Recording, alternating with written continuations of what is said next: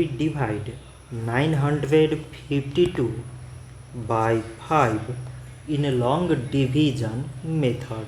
5 times 1 is 5. On subtracting we get 4.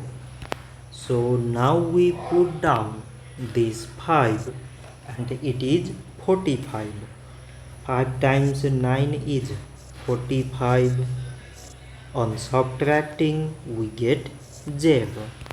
So again we put down these 2 and 5 times 0 means 0. On subtracting we get 2. So now we have no any other number to put it down. So we take here decimal so that we put 0. So it is 20 and 5 times 4 is 20. On subtracting we get 0.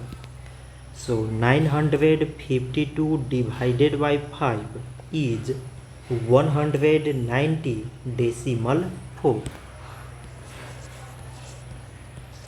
So this much for today and thanks for watching.